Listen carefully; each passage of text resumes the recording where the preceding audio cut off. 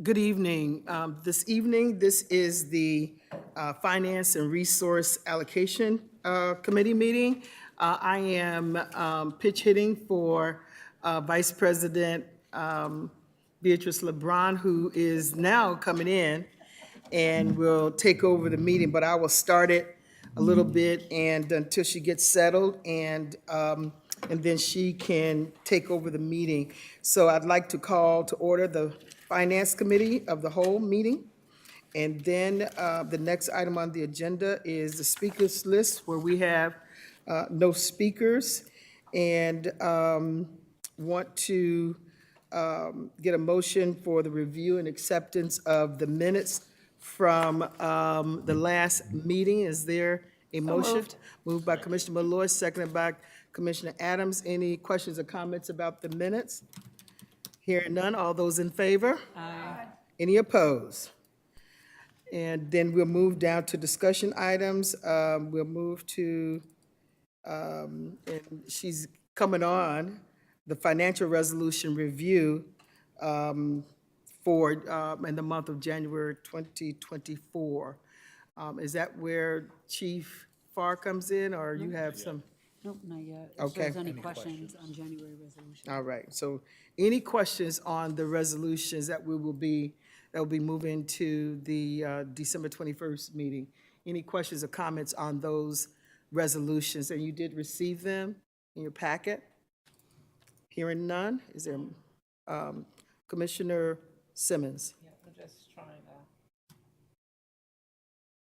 to turn my mic on. Caught me with a little candy in my mouth, excuse me. There was language in one of them that I just wanted to make sure I was looking at that properly. Forgive me. The $100,000. So I got the information for you.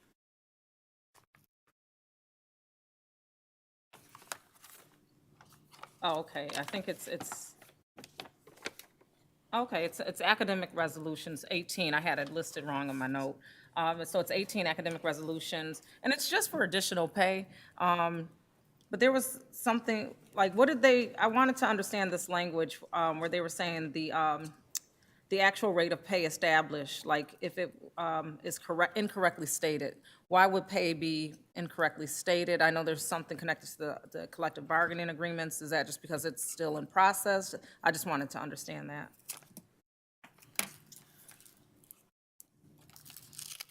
So I will say that in this resolution, it's a straight up PD hourly rate. So if there's any contractual agreements that may change that rate, or when we're doing direct services, those are calculated by what a teacher's actual salary could be at times, right? You know, so there's sometimes modifications, and if that's wrong, we will make sure that we're paying the actual rate, not the rate that's on this resolution. But, you know, from a legal lens, I'm not going to speak from counsel, but I think it's to protect if there is an error in terms of the rate that's cited here, that we calculate on the right rate. Okay, so it's nothing crazy. And then lastly, my other question is around, there's a crisis intervention training that's going to happen, which is great, the nonviolent crisis intervention training. Just wondering how we select people for training. The reason I'm asking this question is because there's some other trainings that are currently happening, and I was talking to someone who expressed, hey, you know, I'm receiving this training, but someone else is actually going to be retiring. And so I was like, man, that training was expensive, and we cannot always anticipate when people are going to be retiring and things of that nature, but like sometimes we can, because the person's up for retirement, but they're getting a training and then they'll be leaving the district. So if we know that someone is going to retire, if we have a name or we have a resolution that they're going to retire, right, we could then supplement those funds to someone that isn't retiring. Like, we could change the name of who would be there. But, you know, sometimes with this, we're looking at January resolutions. And so we're a little bit ahead, and we don't have any retirees. And if there are retirees that come, then we could replace that with someone that would be filling that position. And I'm not sure if I'm getting to the direct question that you're asking. No, I understand. I was just kind of wondering how they were selected, because it's not in relation to this actual training, but Okay. it did prompt me to say, how are we selecting people who receive training if there's a substantial training taking place currently at the district, and someone that is receiving that training is already, they're planning to retire. And I'm like, well, why would they be involved in this expansive training right now? That correlates to wasted dollars to me. Correct. And so- and I would say that sometimes they're very position-oriented. So like if you look at this list, you have some, and resolution, and I know, I think the resolution that you were mentioning is Resolution 11. And there's names on there, right? Some of them are principals, some of them are assistant principals, right? So they're very title-specific to get specific trainings, but if they are retiring, then we would replace them with who would be going in those positions. Okay, thank you.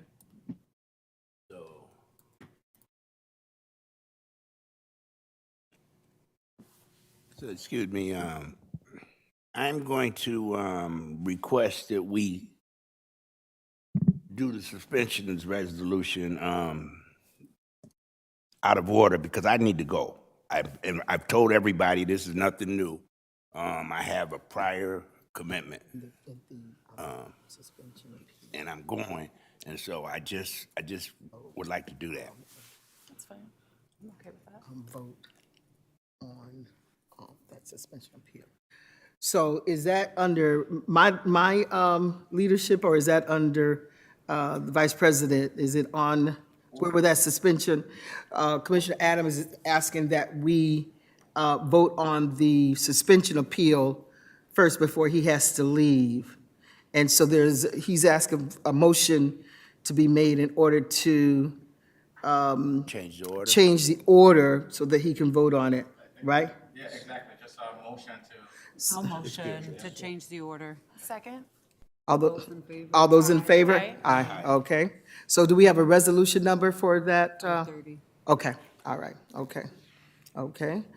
So all those in favor of Resolution Need 530? a motion, I'll motion resolution 530 for the suspension appeal. Thank you. I get it confused, yeah. Second. Any questions? Yeah. Any questions or comments related to Resolutions 530? Hearing none, all those in favor? Aye. Any opposed? Nay. All right, thank you. Motion carries, 6-1. Thank you. 5-1? Okay, thank you.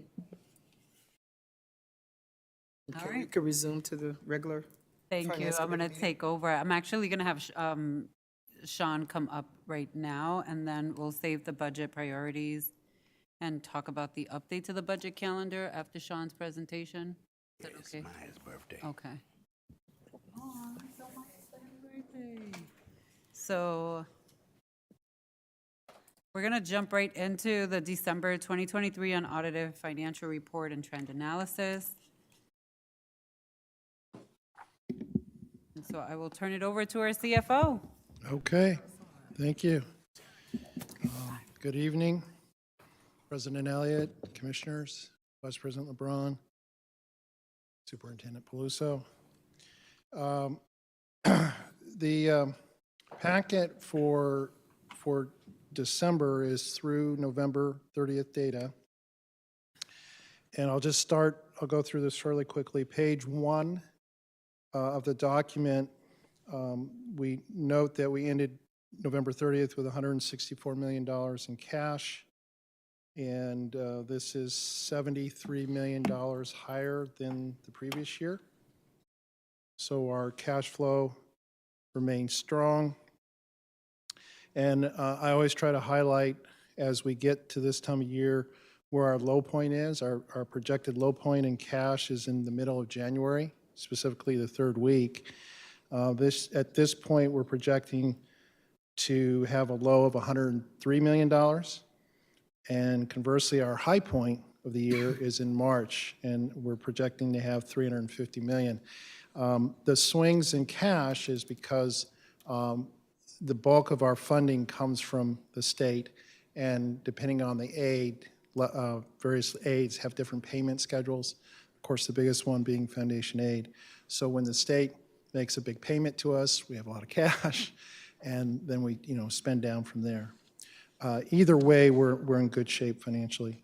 If you go to page 2, and we have just a note of change, and every month we will be noting, we're increasing our investment earnings each month because we're already past our budget for the year.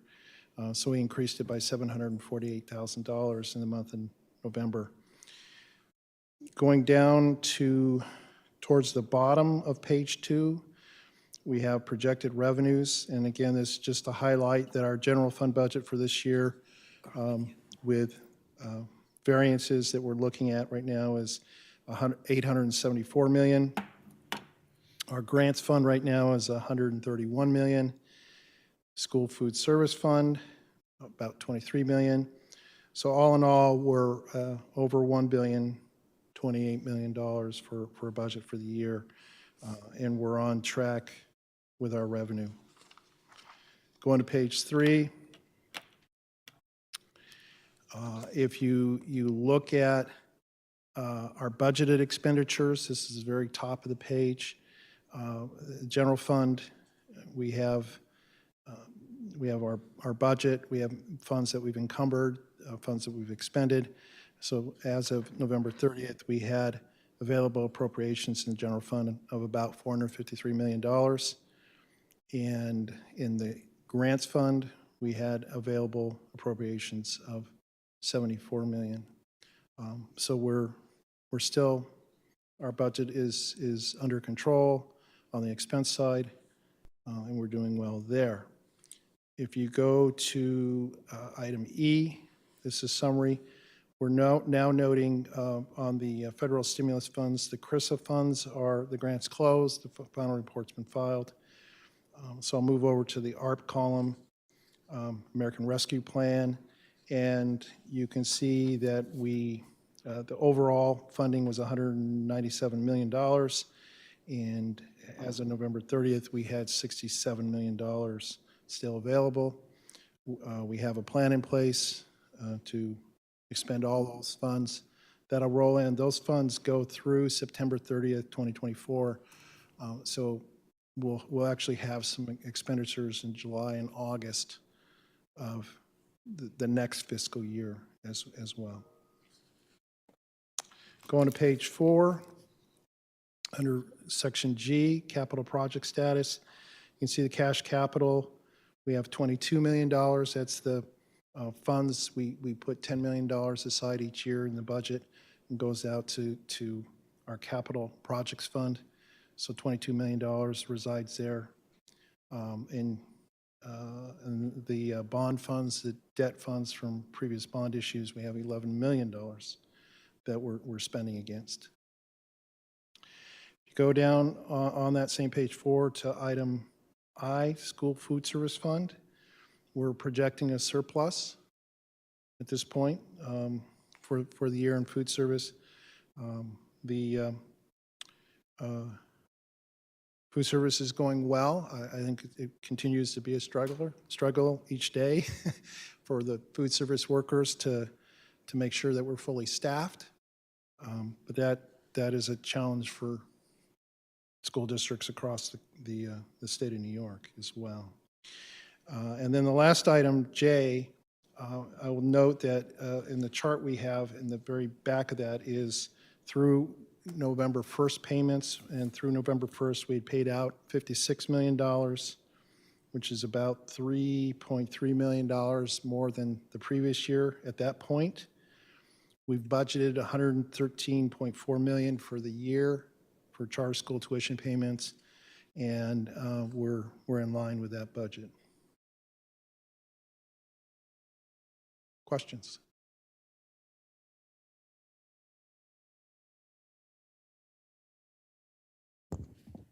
I don't see any questions at this time.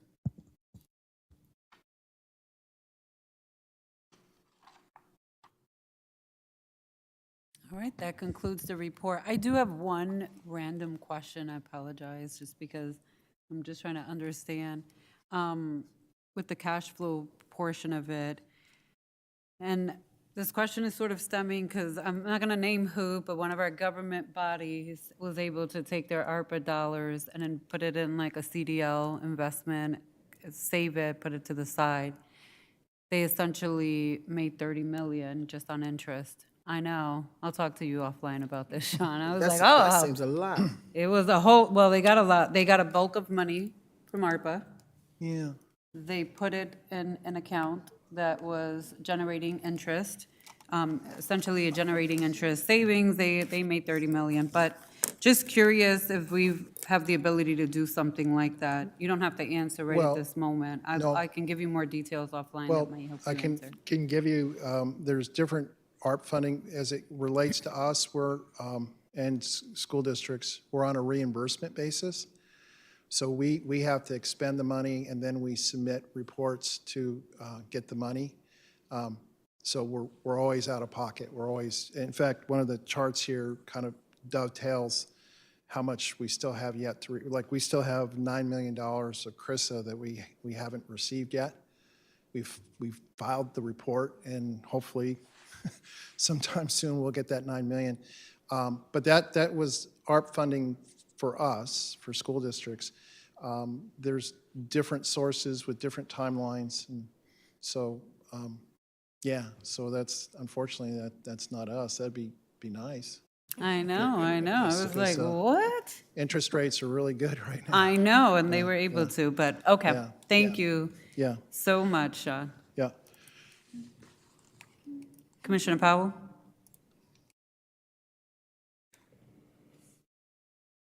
Okay.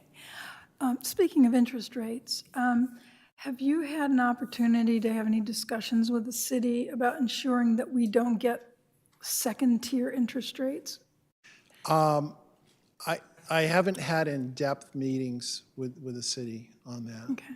Just for those who don't know what I'm talking about, historically, the city has taken all of the best interest rate opportunities from banks, and because there's a limit to how much money you can invest or can hold in each bank, that means that we get like second tier or second best interest rates, whereas the city takes the best interest rates. And, you know, when they're holding our money, it hardly seems fair. So it's one of the many areas that I thought that the district would benefit from having a fiscal independence agreement with the city, so that they at least could share some of those best interest rates with us.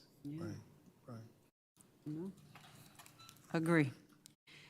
All right, thank you. We're all set. I'm the next item too, I think.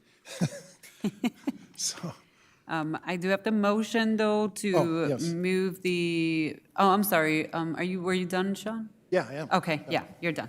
But he said he's got another, Oh, you got the trend analysis report? There's update on the budget.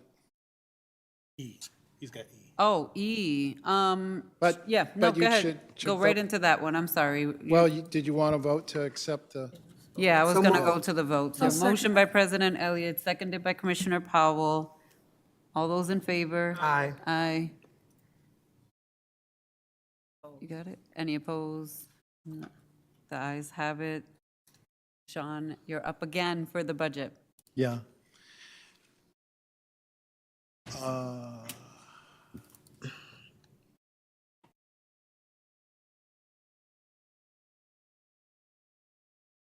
Yeah. Yeah, number E.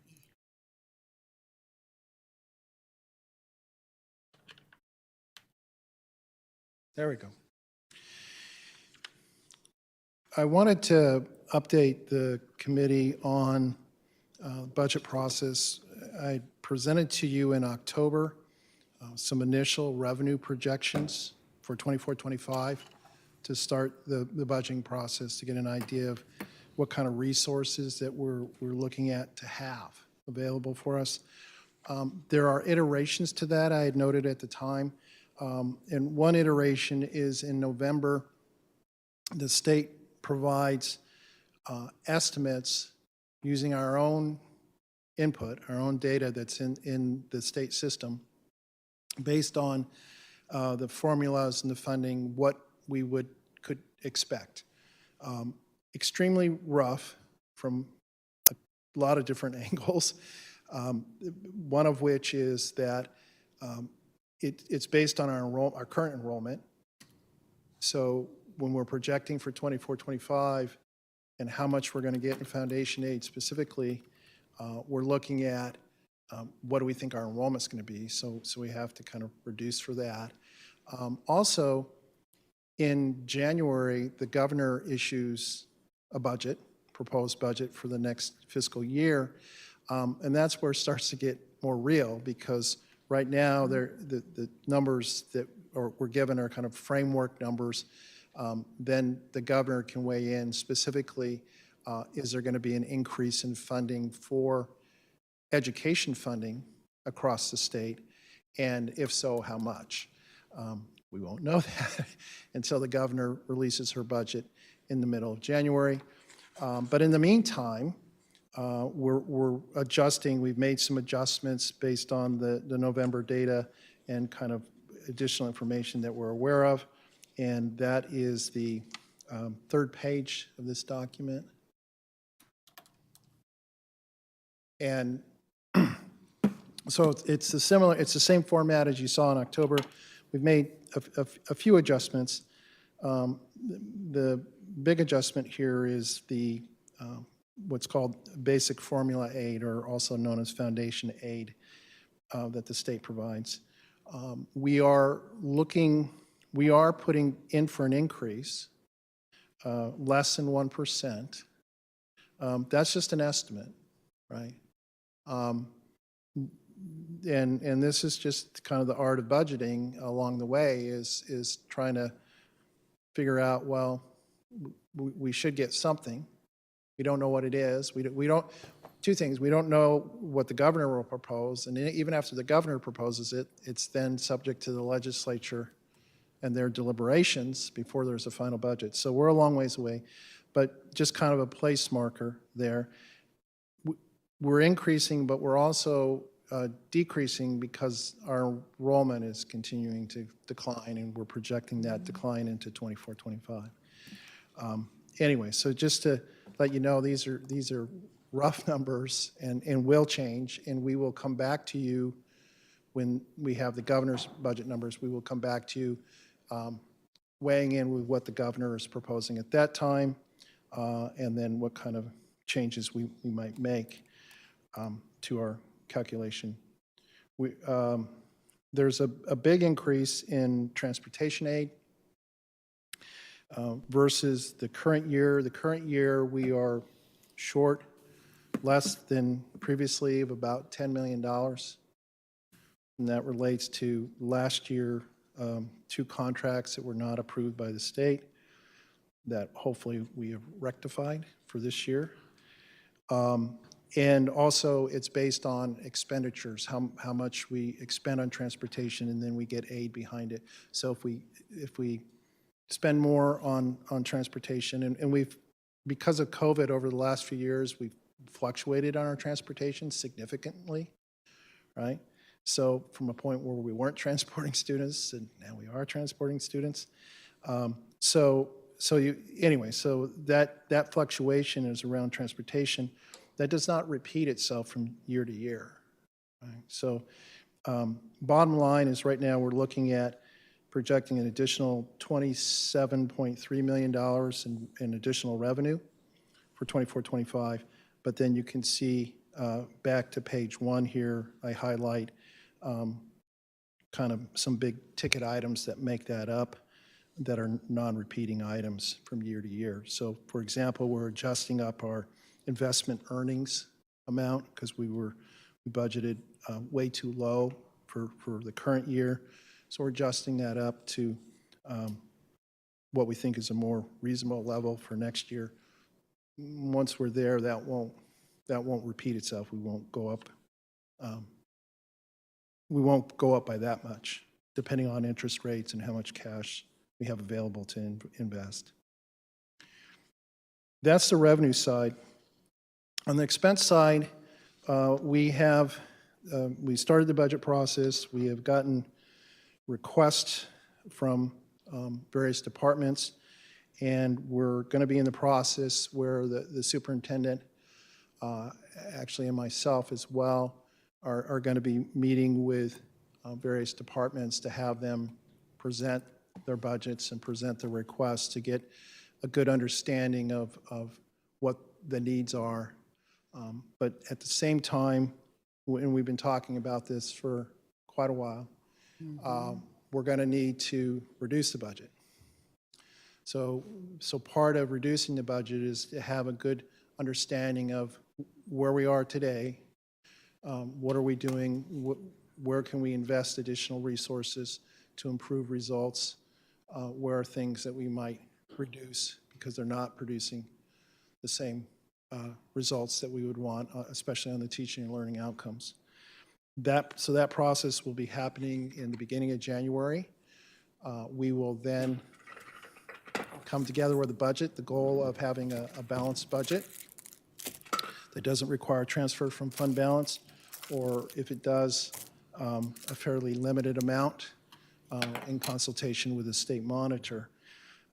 That will then be put into the budget document, and we're on track then to present this committee the budget document in February, and then on to the deadline of presenting the budget to the state monitor by March 1st, which is in the law.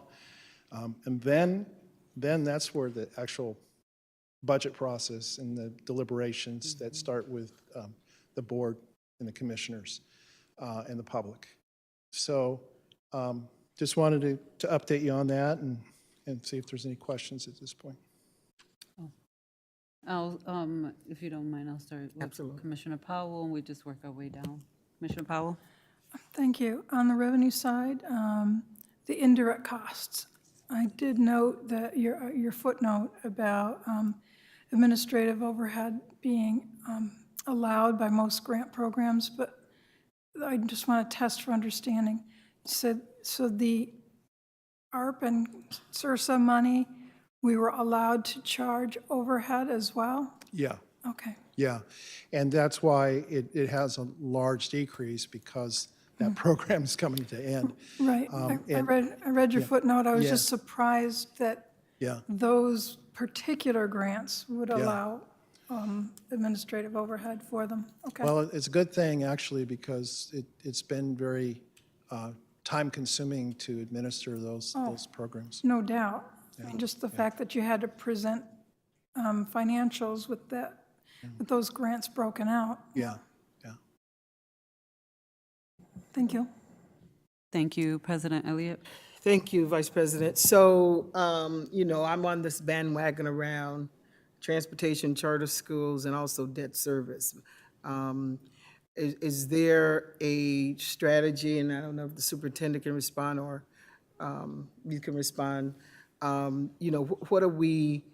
what strategies are we using to reduce our transportation costs? And I do know that we spend,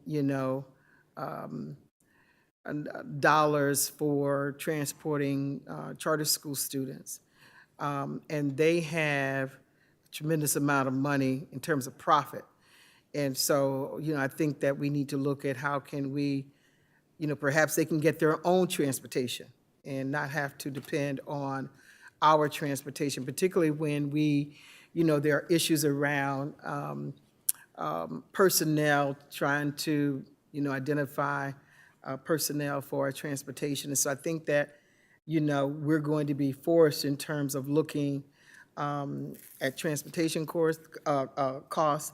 And of course, I come before you all the time with regard to charter schools and the cost that we've got to give out. And I think the budget is $113 million in charter school costs. And, we didn't keep our mind on, how that can impact our district. And we need to look at how can we bring our students back to reduce that cost. And then, and maybe I just don't understand debt service as well, but I think that we spend a lot of money.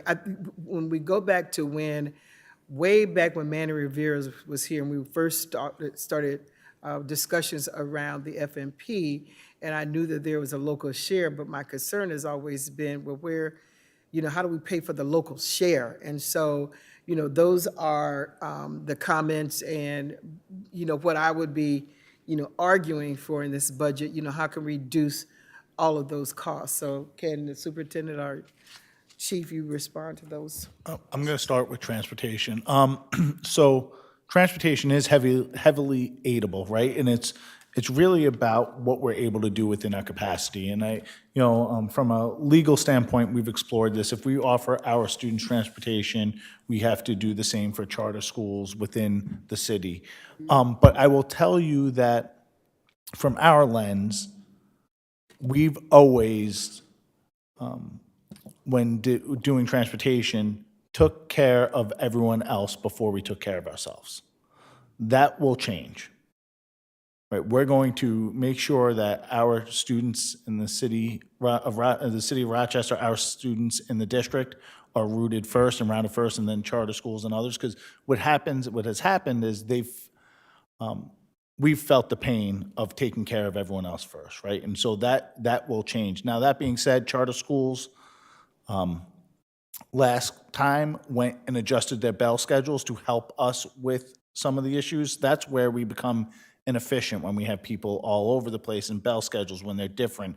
We can't marry two buses together from early routes and late routes. So really, it hurts our efficiencies and ability to deliver services. But from our lens, we've talked to transportation is making sure that we take care of our own within first, and then we'll start to work out. And that goes for urban suburban, that goes for charter, that goes for all those other areas that we provide transportation outside of our students. And then the debts. So debt services, I'm going to turn over to. Oh, okay. Well, let's go back to the charter schools in general, just not transportation, but, strategies around reducing that budget, that line item, because that's money that we can keep within our district, but we have not done a good job of educating our kids, so. And I think that goes down to, right, what we've done with reconfiguration. This is something that, you have, as a president, have said multiple times across this, right?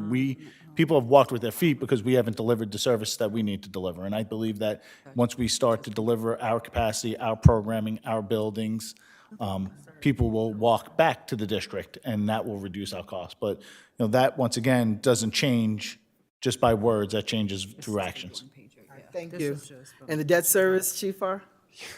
Yeah, so debt service is, as we have issued long-term debt, and of course, we've had a large program over the last decade plus with the facility modernization program. So we issued debt, and that is spread out on a debt schedule. $70+ million of our budget a year on debt service. There are strategies, specifically we'll probably, and I don't have a good feel, but we had a conversation earlier this week around FMP3 and starting to plan for the debt issuance there. As you go forward over time, you'll have debt issuance that has interest rates that can be refinanced. And I don't know the history of the district, but I would assume at various points you can refinance. So for example, we may have debt with a 5% interest rate on it, and maybe we could refinance that for less. In other words, refinancing is you issue debt now to pay off the old debt with a cheaper rate that brings down your debt payments. So those are always strategies. I think that will come, it's really not related to FMP3, but as we start engaging in that process to look at preparing to issue debt, which, by the way, we're a little ways out on that, we will be analyzing, working with the financial advisors to analyze that and see if there's any opportunities to do a refinancing. All right, thank you. Commissioner Madam Simmons, do you Chair? have, oh, I'm sorry, Commissioner Powell? Finish Oh, if okay. there's questions on there. Commissioner Simmons? I think some of the questions I have are already answered, so I'm all set. Thank you. Thank you. Commissioner Malloy? I'm all set, thank you. Thank you. Commissioner Powell? Thanks. I just wanted to add on to the answer to President Elliott's question about transportation in particular. As I think Superintendent Paluso said, the law that created charter schools imbued with us the obligation on us to provide the transportation. We had one conversation that could have cracked that nut a little bit, though, a couple of years back. You might remember that we embarked in a conversation about urban-suburban. It's a little hard to explain this, but we didn't have hardened boundaries in our zones, so we couldn't capitalize on any change then anyway. But if we get to the point where we are not transporting any of our children across zone boundaries, we could conceivably demand that the charter schools also only draw from the zone that they reside in. The obstacle to that is that so long as urban-suburban exists and we are transporting students to other districts entirely, we'll never be able to close that door and to limit how much we transport charter school students. And I'm not advocating for it or against it, I'm just reminding all that is something that's on the table. But the superintendent did correctly indicate our return is great. We get, 95% of transportation dollars that we spend back in subsequent years. Likewise, debt service is usually, the amount we borrow is spread over the same amount of time that the state reimburses us.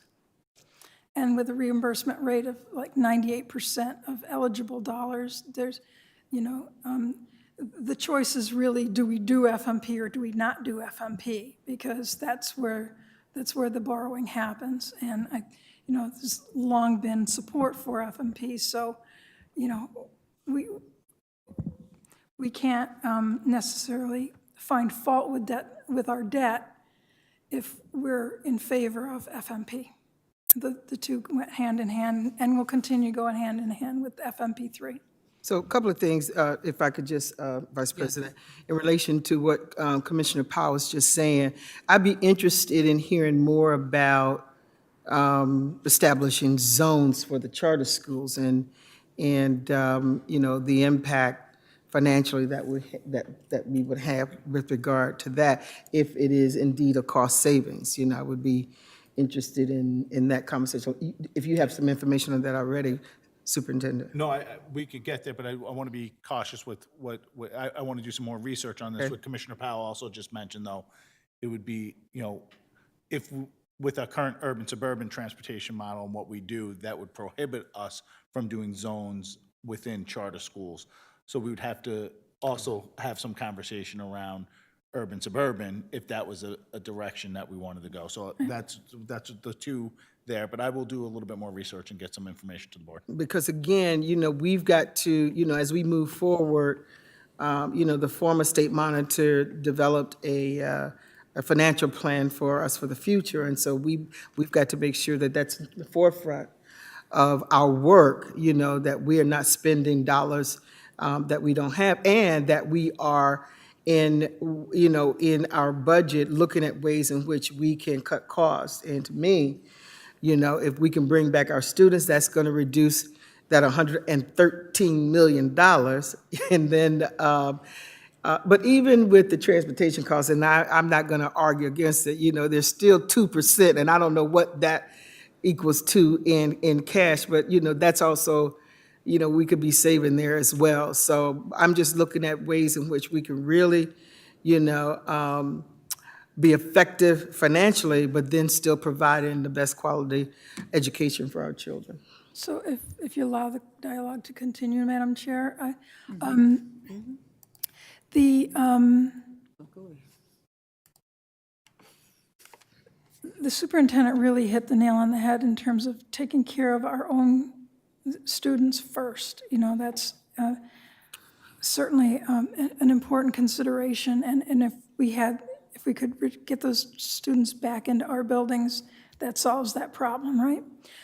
But the whole decision-making might be hastened, if you will, if the bus driver shortage continues.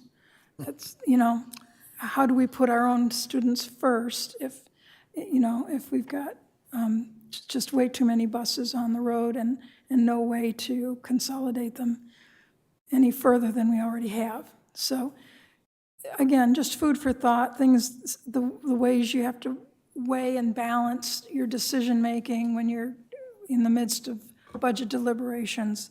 I'm sure this will all come up again. Thank you.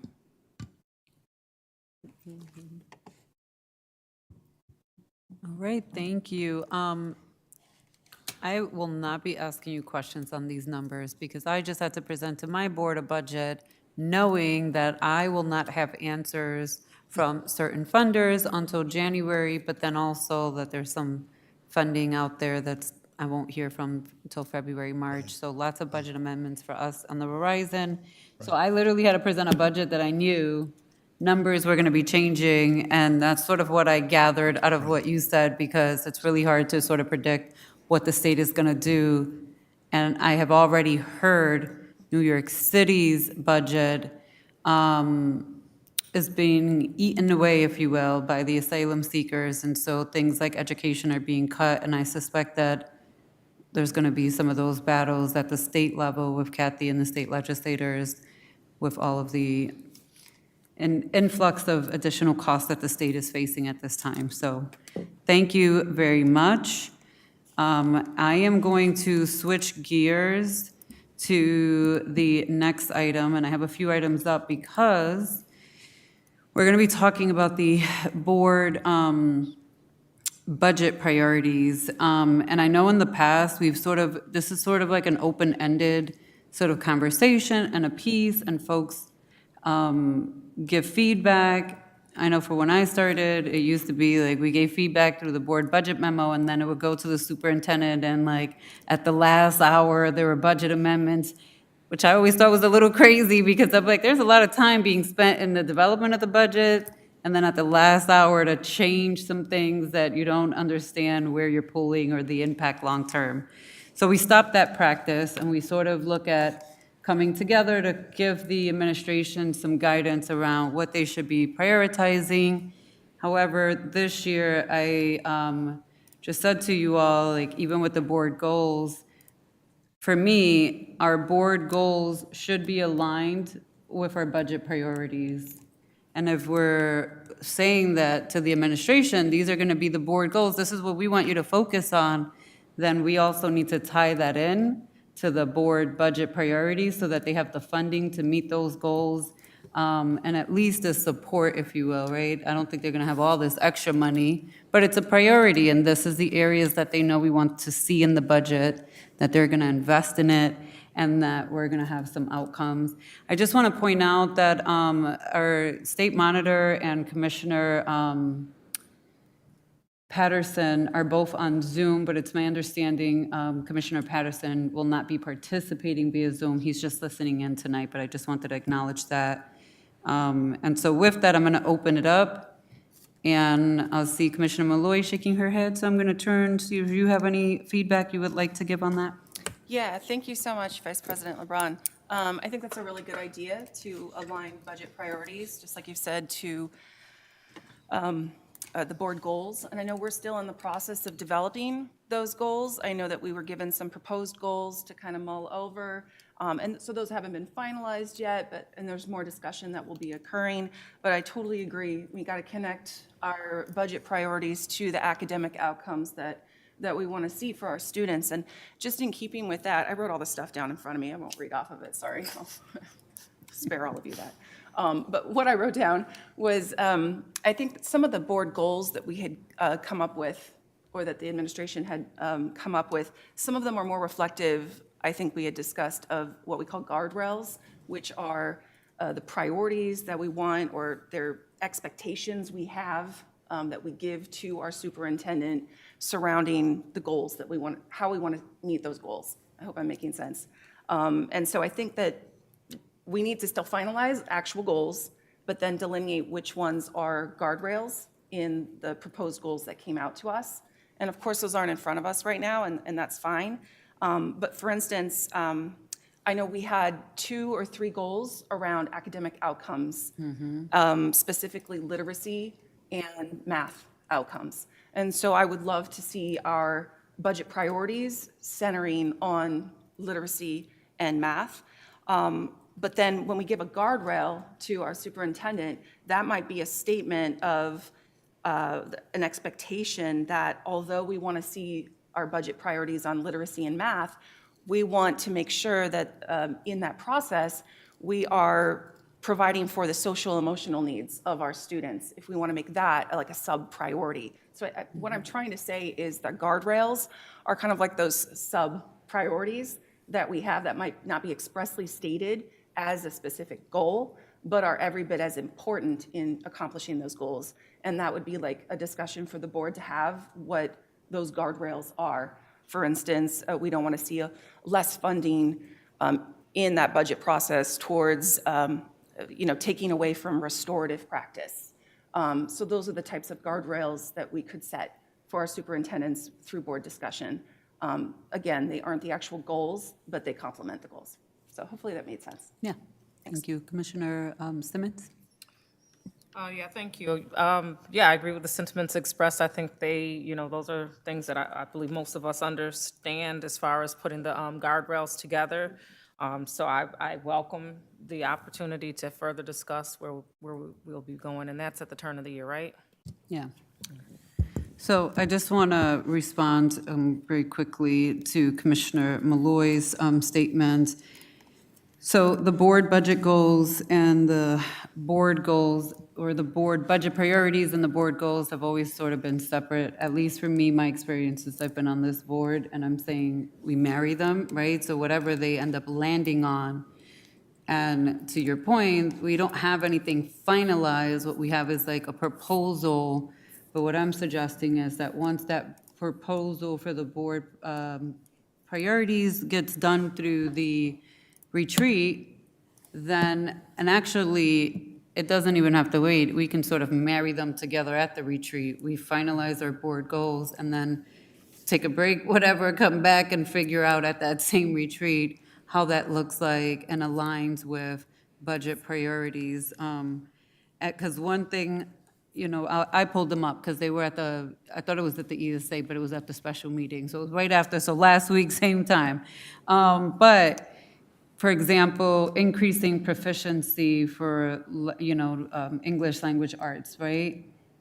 That has to have a financial cost, right? If we're saying we're going to have teachers embedded or dedicated to help support the literacy push, that we have to have an understanding of what does that require 30 more teachers, right? And what that looks like and how that's realigned to this priority. And I'm just using this one as an example. So to Commissioner Malloy and the listening audience, none of these are set in stone, just using it as an example.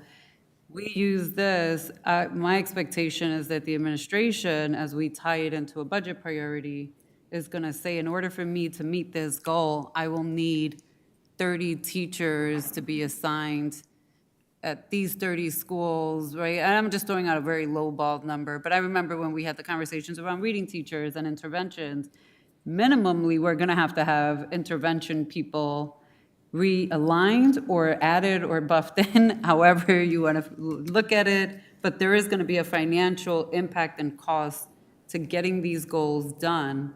They should be married with the board budget priorities so that it aligns. And then we don't have this system that we've always had of creating board priorities and board goals that have never been aligned, never match, and don't make sense. Because on one hand, we're telling the administration, these are the priorities we want you to figure out how to budget for, but these are the other priorities we just pulled out of here and figure out how you're going to budget for it because it wasn't part of the budget discussion, so. Can I just say that I am I'm floored to know that historically that hasn't been a thing like that. That is just common practice normally. So I'm happy more so that this is the conversation and that this will maintain a healthy understanding of the direction we go in, but I'm still really surprised that historically that hasn't happened, and that we even have to lift this. And, you know, I love the conversation around the guardrails, because, you know, that gives us that, to your points, that I don't want to belabor them, but the explicit direction that we want to see going in. If we are not using certain protocols or programs, we can put that in there, and, you know, if we agree upon them. So I like that we have that healthy understanding. Thank you. Commissioner Malloy? Thank you. Yeah, just to complement what Commissioner Simmons has just said, I think part of those guardrails also include the types of statements, like you were saying, around employment as well. Like the superintendent, in accomplishing this said goal, will not decrease the number of let's say, reading tutors, you know, at a specific school. Or we can set those types of guardrails or expectations in this process as well. So I think we're all saying kind of like the same thing. And I'm really glad that we're having this conversation, because I don't think we've ever had this openness before. Yeah. And that'll be healthy for everyone. Yeah, thank you. President Elliott? Thank you, Vice President. So I'd like for our goals to be a little bit more robust, and I know this is not a conversation around the goals of this evening, but, you know, around, you know, how do we reconfigure our budget, and so I'm glad for the conversation. So, for example, and I think that the community could connect with this as well. So, for example, we want to have every child reading on the third grade as a goal. You know, reading on grade level.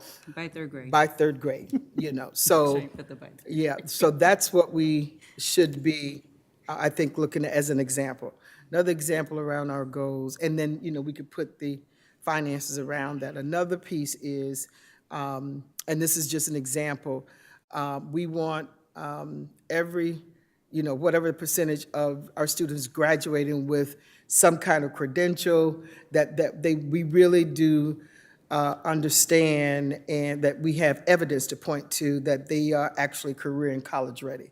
To have those seem to be more robust goals that we can have and that our community can connect with. So I'd like to have more of that conversation. And then again, the finances that will be associated with that. So I would like to have more conversation about, as opposed to just we're going to increase graduation, you know, or reading levels by this amount.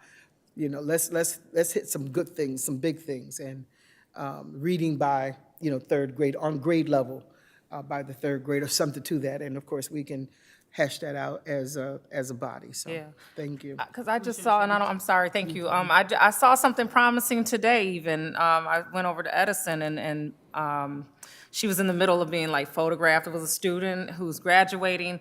But the beautiful thing was this particular student was in such a healthy place. She was in a position academically where if she chooses college, she can do it.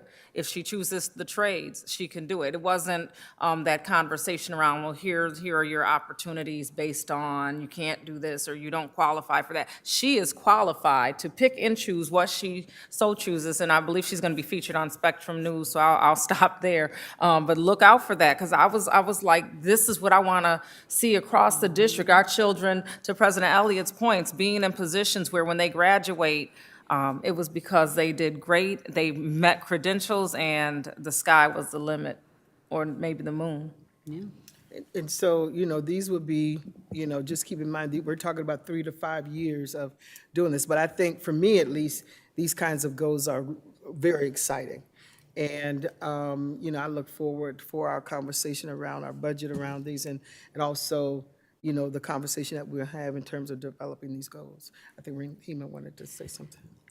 If I could just interject for a moment and remind commissioners that on January 4th, you'll be entering a work session to finalize and discuss those goals. Okay, thank you. Commissioner Powell, did you want to add anything? I know, okay. I just want to uplift President Elliott just mentioned, and that these were set to be potentially, once finalized, goals that we're working on 3 to 5 years. highly support, right? Because I do think it's a little bit illogical. Every year we're changing the goals, even though the goals weren't met last year, but we're adding new ones. Like, that cycle is what I'm most excited about breaking. But yes, to your point, even if there are 3 to 5 years and we have to do the budget process every year, I do think we should look at what was aligned for the upcoming year for the budget and the board goals and the budget goals, make sure that they're married, but still have the discussion every year, right, as we're reevaluating the goals or looking at the goals, whether the budget priorities are still meeting the needs of the goals or if they still make sense. Because anything can happen, right? Nobody expected that we now live in a world with COVID, and there's so many changes that we've all had to adapt to because of this new thing. Who knows what the future holds? So I just put that out there because what I'm not advocating for is that we set budget priorities based on these board goals that are set for 3 to 5 years, and that we don't look next year during the budget process at what goals were set and if they still align and they still make sense and they're still supportive to the end outcome that we'd like to see. So, Vice President, Yes. can I just make one more statement? Because I'm going to make it every time I get an opportunity to make this and where it fits in. And so we're talking about these goals. So here again, I want our community to know that if we focus in on making sure that the child knows how to read, as an example, the data will take care of itself. Yep. That's going to be very important. I will continue to say it and continue to say it. And I know we have to, there are goals, data points that we have to achieve, but if we put our energy in our children, the data will take care of itself. Thank you. Can I say one more thing? Yes. I do want to implore the board, though, that when we are making goals, they do need to be SMART goals. They need to be measurable. They need to be achievable. We have to have, I know we were given percentages, and I know this is not a conversation about those specific goals tonight, but we were going to rework those goals to reflect different numbers and different expectations, because I think we had all agreed last week that 5% or 10% increase in 5 years was not acceptable, because it still put us at 75% of our students failing, right? And so we need to see more robust numbers. So I want to make sure that we have numbers and percentages attached, and I don't think, I think to some extent, yes, sometimes things take care of themselves, but we have to be able to, our job as a board is to monitor our superintendent towards those goals. And in holding our superintendent accountable, and part of our priority as a board has to be attaching the expectations we have for our superintendent to specific measurable academic outcomes. Don't misunderstand what I'm saying. Please, because I think I was misunderstood before. No, you weren't. I'm not saying that we don't have data points. I'm not saying that at all. I'm clear about that. But we have so focused in on that we've missed our children. And we have not, in many regards, although, you know, I believe, and I sense it within our schools, that our staff want to do the right thing by our children. So I'm clear about that. But I'm also, there's this other part, because we have done that in this district for so long, that we focused in on the data and not on our children. Our children still fail. But I think that if we could put the energy where they can feel that we are caring about their learning as opposed to about we're meeting some metrics, then that's going to turn that around.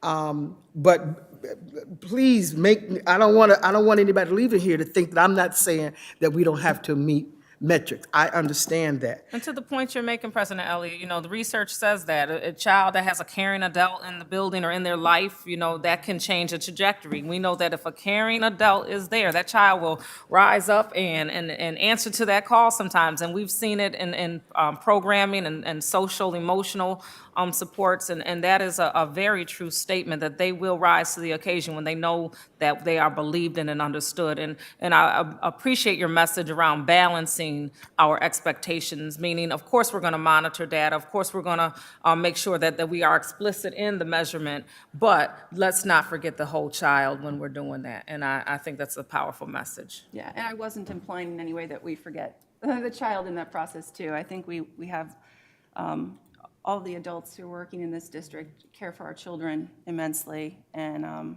have that goal in mind. Maybe we've been looking at the wrong data points perhaps. I think if we can all agree on what those data points are and focus in on that, we can focus on that social emotional component as well. And I'm gonna say one other thing, and I'm gonna hit it and quit, as James Brown Yeah, says. because I'm about to wrap this up. Hit it and quit, like James Brown says. But, and this is not to say, we're all learning now. We're all moving in this right direction. And that's what they thought, that's what we all thought that we needed to have done. Remember now, it's taken me 17 years to figure out, this has become revealed knowledge for me, that's where we are, that's where we've been. Well-meaning. It's not that people have not been well-meaning, but I think if we can get our consciousness to the students, then we can, and the data, we could also focus on that, but our students being the first priority, and that they can feel that we've got, people in the district that are caring for them, as opposed to being caring for the data. And that's where I think there's been this unconscious kind of focus. And again, I say well-meaning, but that's what I want to get into the atmosphere. So this is not the last time anybody will hear me saying this, so thank you. And I'm done. Thank you. All right, so with that, our board clerk has reminded us that we are scheduled for January 4th to have a work session on the goals. And then we can have the conversation around the board priorities, matching the board goals and the board budget back to the administration. Dr. Paluso? So, once again, thank you for the conversation, right? Because as we heard from our CFO today, right, we're going to have some constrained resources, constrained money, having these conversations up front and addressing where money is going to be and how us as a team builds a budget, we could make sure that we're aligned with the board. I would say also that, remember, I would like to get these goals, once these goals are identified, then with our strategic planning team, I create 3 to 5 year KPIs, right? And metrics to say, if it's ELA proficiency, that in year 1, it will be a 10% increase, in year 2, whatever it is, we start to have some metrics that will be more smart, right, and specific each of those years to kind of get us to the point of whatever the overall board goal is. So that's, I just want to keep that in mind. Like, once we get these board goals defined, then I could finish our strategic planning process to make sure that we're aligned for 5 years on these board goals, and then we could also then align our budget to this. So hopefully this all comes together in a very nice package with a bow within the next month. I don't know about a bow. A nice bow. I want a nice bow. So with that is going to conclude the meeting. There is a board meeting poll. I do not believe we have any executive session items. So with that, can I get a motion to adjourn? President LeBrun. Oh, Excuse me. I just want to remind you all that the claims auditors were unable to attend due to a conflict that they had, and that yes, thank you. And the report is available for all commissioners to download, review. It's open for the public too, but if there are any questions, please submit those questions through the board question log or reach out to our board clerk and board staff to assist you with getting those questions back to the external auditors and so forth. So thank you for that reminder. It's on there. And with that, can I get a motion to adjourn? Motion. Ooh, everybody. I'm going to take President Elliott's and Commissioner Simmons second. Any questions, comments, and all those in favor? Aye. Have a good night, everyone. Thank you. Night.